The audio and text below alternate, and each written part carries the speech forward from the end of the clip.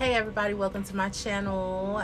Stand by Baddie. Hey, first of all, before I go any further, I want to thank anybody who has pressed play on my video. You have so many other things you can watch, but you chose mine and I appreciate it. Another thing, I'm not a medical professional. Don't take anything I'm saying as medical advice. I'm just sharing my journey. My journey is my journey. Your journey is your journey. I'm just sharing mine with you.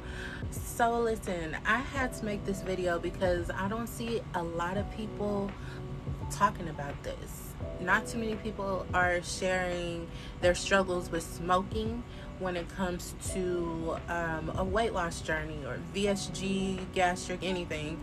I don't see too many people sharing their struggle, and I get it. So I'm a mom.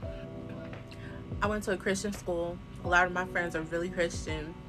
So trust me, it takes a lot for me to sit here and admit this. But again, I know that I'm not the only person that struggles with this, and I want to make sure if I can help somebody, I want to help you.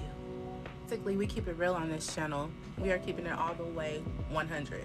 So before I even went into my consultation with my surgeon, I already knew that smoking was going to be a problem because I had done my research.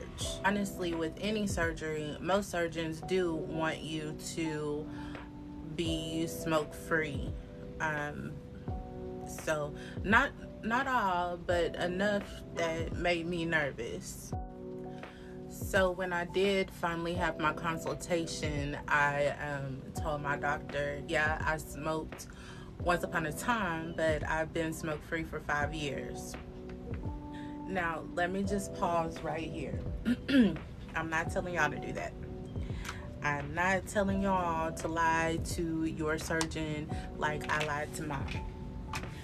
But I will say that I was never tested for nicotine, creatine, none of the teens. I might have got away with that part. Calcium chew. But let's be real, I tried to quit. I really did. I had my consultation in March and I was on fire. I put down the Black and Milds, which is, by the way, what I smoke. I smoke Black and Milds and the good stuff. So I was on fire in March, but then life was like, oh, you thought you was done? By the end of May, life had hit and I hit a Black and Mild. One is too many and 1,000 is never enough. Remember that. One is too many, 1,000 is never enough. So problems hit again in June. I was smoking Black and Milds here and there. I think I even hit a couple of blunts in June.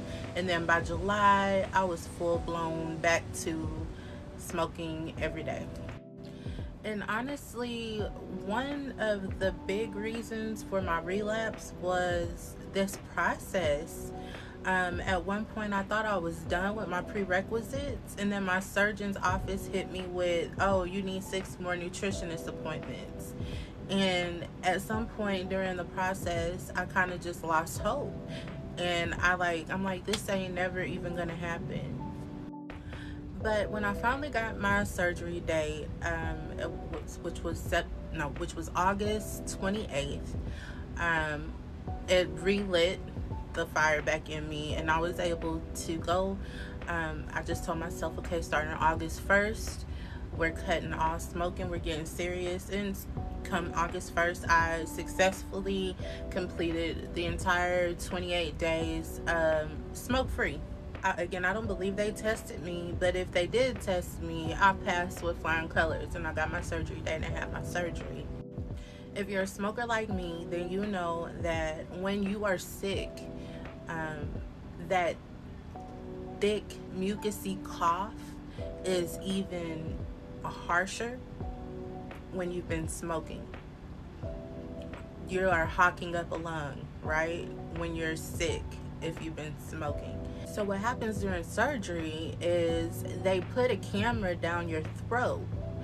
And when you wake up with that cough. Now you're gonna wake up with that cough probably whether you smoke or not. But again, when you're a smoker, we know that that mucus is thicker because our lungs are not clear. And remember, you just had stomach surgery. So while you up here coughing your lungs out, your stomach is like, ma'am, we just got stitched. Chill out. I just know that if I had gone that whole 6 months, my cough wouldn't have been as bad. It wouldn't have been as harsh on my stomach. It was so bad that when I got home, my daughter has a breathing machine that she uses because she has asthma really bad, and I had to use her breathing machine to ease that cough up. But that's one common sense reason why you should just go ahead and stop smoking as early as possible. I'm sure there's plenty of other reasons, but that's one common sense reason that you can kind of touch, feel, see, that makes sense to the average Joe. My plan is to never smoke Black and Milds again, but as far as the good stuff,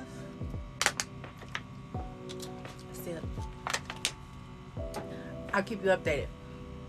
But yeah, you may be able to get around smoking before surgery, but that's a really good reason not to. Anyway, thank you for visiting my channel. Please like, comment, and subscribe if you want to join me on my VSG journey.